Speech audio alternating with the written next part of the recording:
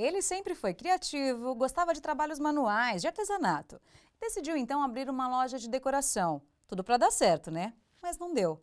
A loja faliu, mas a experiência negativa que ele teve fez ele aprender muito. Até que um dia, meio que por acaso, começou a fazer sabonete artesanal. Os produtos fizeram tanto sucesso que ele passou a dar aulas, participar de programas de TV, lançou livros, DVDs e hoje tem lojas próprias. Aprendeu a usar a própria imagem para divulgar o negócio e ficou conhecido como o Rei do Sabonete. Nosso entrevistado de hoje é o fundador do armazém Peter Paiva. Olá, Peter, muito obrigada pela presença, viu? É um prazer, obrigado. O prazer é nosso. Peter, você sempre teve aptidão para artesanato, para trabalhos manuais, mas isso não foi o suficiente. Na sua primeira experiência de empreender, não foi muito bacana, não deu muito certo. Como é que foi? Eu comecei com artes plásticas, então assim, como todo mundo gosta de trabalhar com trabalhos manuais, fazer essa brincadeira toda, a família elogia, todo mundo acha lindo e eu fui evoluindo isso, que eu acho que é o começo de todo mundo para querer ter um negócio. Então eu vi que a história começou a dar certo e aí eu entrei na faculdade de arquitetura, ali me envolvi cada vez mais, encontrei amigos que também gostavam de pintar, de fazer tudo, de tudo um pouco, né? E aí o que aconteceu? Eu encontrei uma amiga que também gostava disso, na verdade era mãe de uma ex-namorada, e falou, vamos abrir um negócio? E eu falei, ótimo, acho que o amor que a gente tem é tão forte, vai dar certo. Mas lógico que isso não é o suficiente, porque toda a parte do empreender não estava ainda junto comigo. Existia uma inocência enorme, uma vontade de fazer a história dar certo, porém, né, no dia a dia, não fecha a conta. E aí, o que aconteceu é que depois de um tempo, essa loja já estava no negativo. Na época, eu acredito que 12 ou 13 anos atrás, eu morri com R$ 4.500 de dívida. Tentei vender o ponto, não consegui vender o ponto, a pessoa ainda me enrolou, porque eu não tinha base nenhuma. Eu não tinha ainda a base de que se eu vendo uma coisa, eu tenho que fazer um contrato, eu tenho que amarrar a pessoa de alguma forma. Do mesmo jeito que muitas vezes ela deixa um produto em consignação e não faz nada disso. Não faz um termo onde a pessoa se responsabiliza, onde ela deixa um cheque calção, não tem nada disso. Aí ela volta na loja, a loja fechou. Já aconteceu isso comigo. E aí? É a falta de profissionalismo que faz com que a gente vá para um caminho que é errado. E hoje, o misturar algo que você ama com algo que realmente você precisa fazer para ganhar o dinheiro, eu acho que tem que entender que dentro de casa tem que ser profissional como dentro de uma empresa. E com esses erros, a loja não deu certo. Nesse momento, você pensou em desistir ou você pensou, não, vou continuar empreendendo? Qual foi a primeira atitude ali depois que a loja faliu? A minha primeira atitude foi continuar. Foi continuar fazendo o que dava certo. A loja vendia produtos que eu comprava de outras pessoas, muitas vezes porque era uma loja de decoração e prestação de serviço. Porém, a prestação de serviço dava certo. Muitas vezes eu falava assim, vou fazer uma textura na casa da fulana, que ela me contratou para pagar a conta tal. Tá errado, porque eu tinha que vender o produto para pagar a conta tal. Porque aquela conta era proveniente de uma compra que eu tinha feito para revender. Então isso tudo estava errado. Porém, eu me apeguei ao que estava dando certo. E a vontade de fazer, o amor pelo que eu fazia na época, que eram as assessorias dentro de casa, textura, pátina, mosaico, adorava trabalhar com a parte de design de móveis e luminárias. Então tudo isso as pessoas amavam e valorizavam. Eu fazia muito bem feito porque tinha uma paixão, mas o vender da loja era uma ilusão. Porque na época eu falava assim, ter uma loja é perfeito. Ter uma loja é você estar dentro de um quadrado tentando atrair as pessoas ali para dentro. Isso tem um ponto negativo enorme se você não tem todo um marketing, se você não tem tudo o que precisa ter para você fechar a conta, né? Eu peguei, fechei a loja, mas no ato que eu fechei a loja eu já tinha um cantinho pequenininho de 28 metros quadrados que eu continuei com o ateliê. Continuei com o ateliê fazendo prestação de serviço e agora eu comecei a pensar que eu precisava de pagar essa conta. Então eu comecei a dar curso de mosaico, curso de pátina, curso de textura em parede para poucas pessoas que eu conhecia para continuar tendo movimento e tentar pagar a conta, mas mesmo assim ainda não paguei. Não foi na primeira. Bom, não tinha desistido de empreender ainda, mas daí surgiu a grande ideia de fazer sabonetes artesanais. Como você pensou nisso? A ideia de fazer sabonetes, eu estava dando aula de mosaico em um lugar e tinha uma menina dando aula de sabonetes. E nessa brincadeira dela, no intervalo, eu falei para ela assim, como que é fácil? Ela falou, é fácil. É uma glicerina que você derrete numa panelinha esmaltada, coloca o cheiro, coloca a cor, mistura bem e joga na forma. Nas forminhas de acetato, ele endurece e tá pronto. Eu falei, sério? Ela falou, sério, é fácil assim. Eu falei, eu quero fazer. E aí eu fiz a primeira barra. Eu adorei, porque eu uni cor, né? Com uma barra grande de sabonetes que eu pudesse cortar, porque a minha ideia sempre foi quantidade, na minha cabeça sempre foi quantidade. Aí eu queria mostrar para todo mundo. Eu fui aonde eu sabia que vendia material, comprei um pouco mais de material e coloquei na loja. Aquilo deu certo. Minha irmã pediu um presente para ela dar para uma amiga, que ela ia para um aniversário, e ela montou um kit. Eu dei esse kit para ela. Esse kit foi parar na mão de uma apresentadora de TV, que era a Claudete Troiano no caso. Que aí a história mudou. E aí você começou a fazer sabonete e agradar. E aí as pessoas começaram a ver seu trabalho. Daí, para você abrir a primeira loja, como é que foi essa história? Um caminho longo. Por quê? Eu me inspirei no ensinar, no dividir, para que as pessoas pudessem ter o mesmo prazer que eu tinha ao fazer o produto. Apresentei uma vez, primeira vez no programa de TV, na Record. Essa história deu certo, mas eu não dava curso. Nesse tempo que eu ensinei, o telefone não parou de tocar. Era na época o Note a Note, um programa que tinha muito tempo atrás. E isso deu muito certo, o retorno. Mas eu não tinha curso, não tinha o que responder, eu só pegava o nome das pessoas e o telefone falava, quando tiver curso eu te aviso. Você tinha divulgação, mas não tinha o que oferecer. Não tinha o que oferecer. Então é falta de estrutura de novo. Como eu vi que estava dando errado, eu comecei a pagar minhas contas, mas não tinha movimento ainda. Eu tive a oportunidade de estudar fora. Então o que eu fiz? Eu consegui juntar o dinheiro exato da passagem e o que eu precisava para ficar lá um mês, praticamente, que era na Suíça, em Lugano. Eu fui para lá e levei uma caixa de sabonetes para presentear o pessoal de lá. E lá fora eu comecei a perceber que eu precisava de trabalhar, fazer alguma coisa. Eu fui procurar emprego de faxineiro numa fábrica e consegui. E comecei a trabalhar nessa fábrica como faxineiro, só que ali eles trabalham com solda, com portões, e eu já tinha a brincadeira de artes plásticas. Então lá fora eu comecei a unir o que eu estava estudando, que era design, com o espaço que eles me deram no final do dia para eu fazer qualquer solda, qualquer utilização de resto de ferro, e comecei a fazer umas peças. E eu vi que as pessoas se encantavam pelo que eu estava fazendo, e eu também tinha ali o presente, que eu tinha uma caixa de sabonete, então sempre que eu vendia alguma coisa eu dava o sabonete para a pessoa. E isso, eu comecei a perceber que as pessoas se encantavam muito mais pelo sabonete do que pela peça.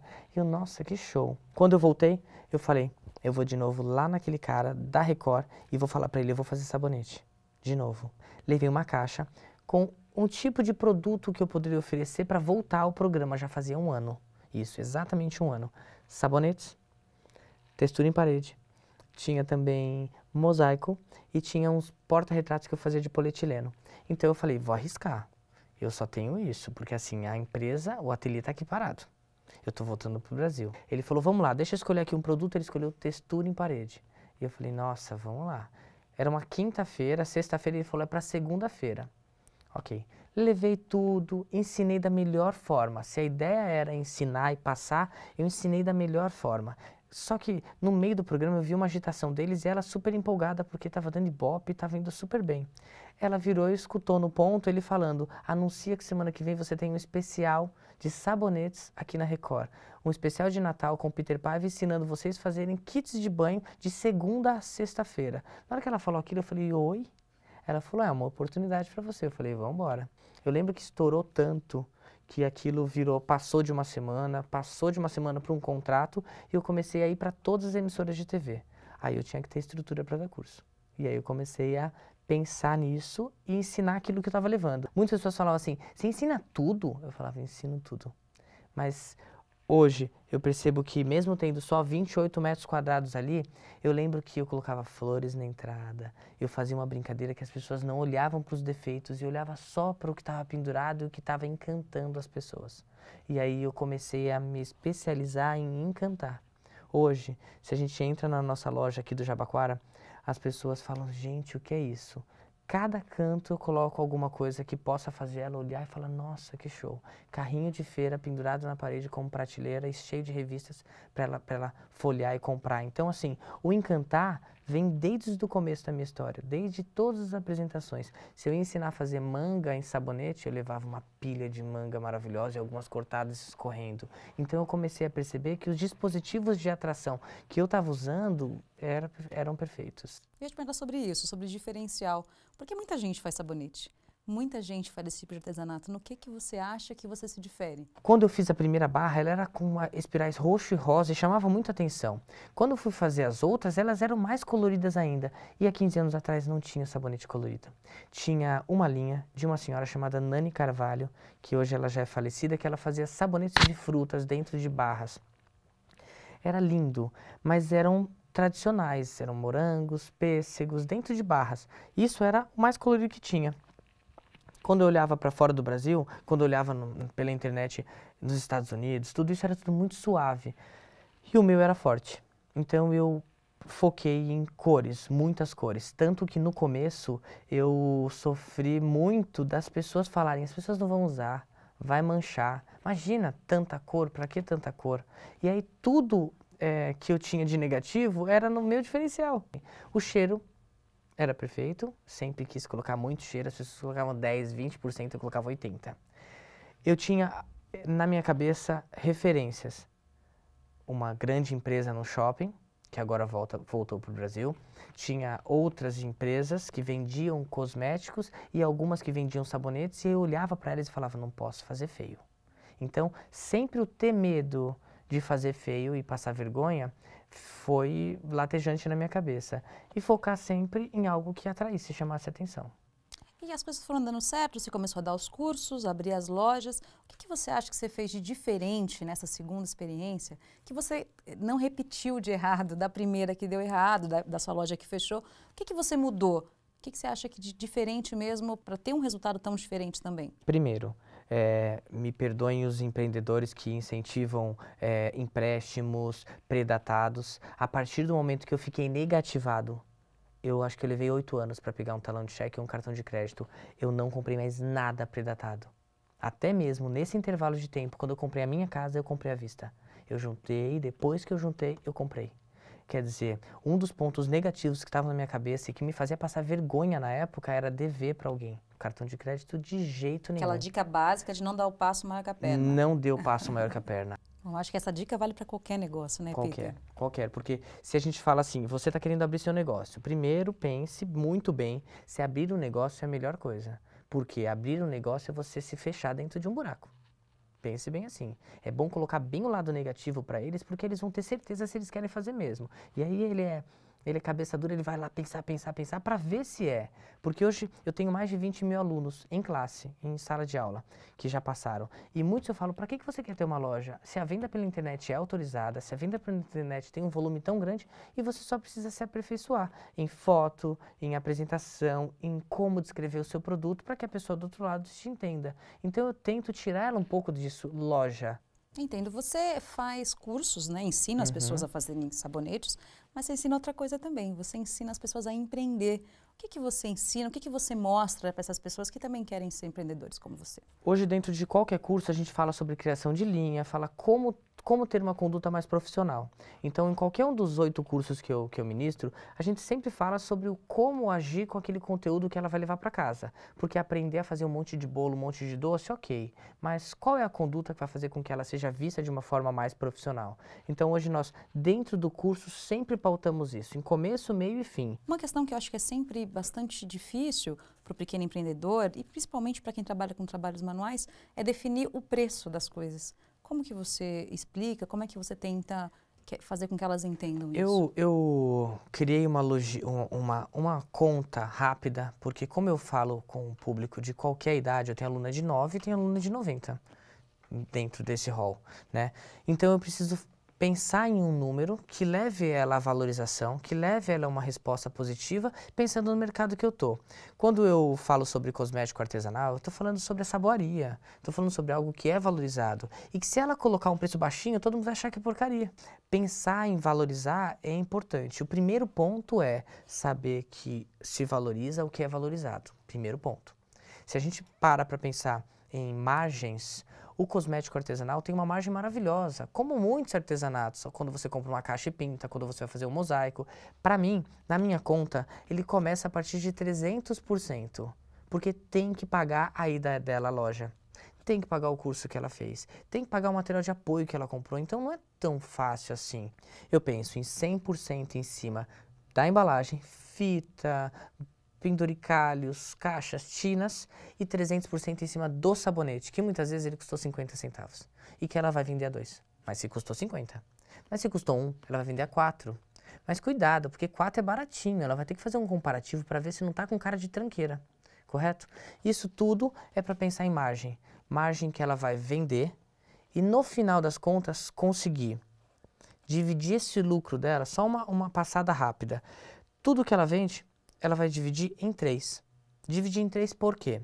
Essa brincadeira fica, primeira etapa, para reposição do material utilizado. O segundo 1/3 vai ser exatamente para fundo de caixa. Isso ela não mexe. Para pagar despesas fixas quando tiver, ou qualquer coisa que envolva a empresa, que não seja material e que não seja o salário dela. Para a compra de material, ela já tem um crescimento de 33%. Isso é fantástico, isso é bárbaro.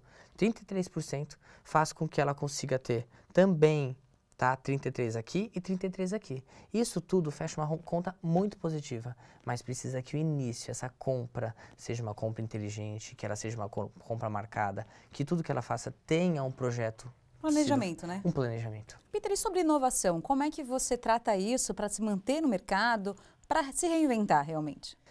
Eu acredito que o reinventar é obrigatório. Você tem empresas que ficam para trás pelo fato de continuar na mesmice. O mercado hoje já não é mais tão inocente assim, ele busca a novidade, ele busca qualificar cada vez mais. E a minha empresa, ela foca em datas comemorativas, chamado de Opens. Nós abrimos a nossa casa com novas coleções. Isso para mim aconteceu há 3 anos atrás, foi uma das maiores jogadas da gente, que elas amam e só faz elas crescerem. O que seria?